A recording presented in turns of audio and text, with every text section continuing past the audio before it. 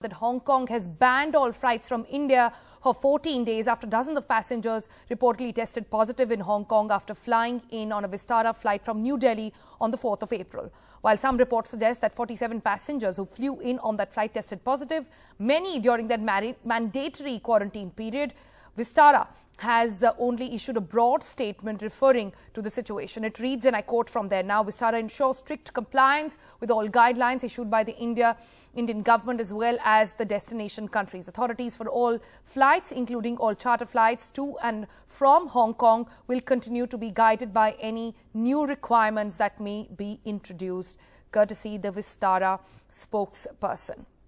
We are joined now by Danny Lee, the senior reporter of aviation for the South China Morning Post. Thanks for your time. Lee, over there, could you just take us through what exactly happened on that flight and what is the news, at least in Hong Kong for the moment? Yeah, that's right. Thank you for having me. So the Vistara flight in question arrived on April 4th, but now, more than a couple of weeks in, we have the authorities have found 47 COVID infections linked to this flight. The vast majority, I think we're talking about 3 dozen or so, have been detected on the 12th day of hotel quarantine.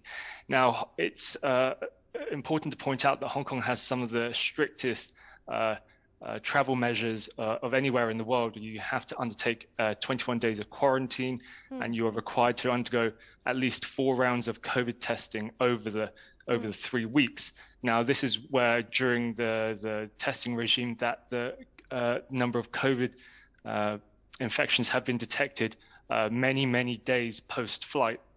There is no suggestion that Vistara are at fault here. I think the authorities are rapidly looking at what went wrong, if anything, during hotel quarantine, because as we've seen that there is a concern over COVID variants which are more transmissible. And I think this is something that the Hong Kong authorities are very concerned about. And I'd just like to point out that it's not just this Vistara flight which is of concern.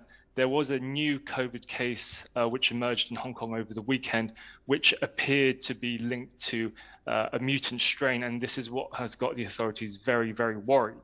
So the action taken against India is more broad than that. The Hong Kong authorities are trying to get to grips with a mutant strain, the first time a mutant strain has been found in the local community. And Danny, just for the benefit of our viewers, when you take that flight, you are expected to undergo an RT-PCR test. And it's only when you have a negative report do you get on that flight. But an incubation period of 12 days, that's news even for us in here. I mean, it's well established that the incubation period can last weeks at a time. And this is why Hong Kong had extended the hotel quarantine where you're separated from the local community for 3 weeks. So we took that Hong Kong took that as an abundance of caution.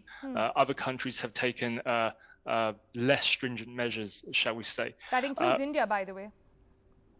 There we go. And obviously, it's very sad to see a record number of deaths and infections as well. And it contrasts with Hong Kong, who've largely got the pandemic under control. We're reporting tens of cases a day, low tens of cases, and most of them are importations. So what Hong Kong is doing is trying to tackle the problem at source. And I just want to give you a quick statistic here.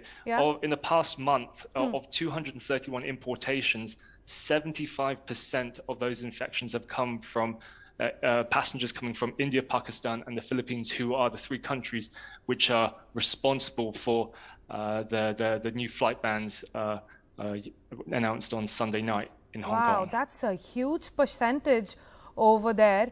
So thanks, Danny, for putting that in perspective for our viewers. We leave it there for the moment.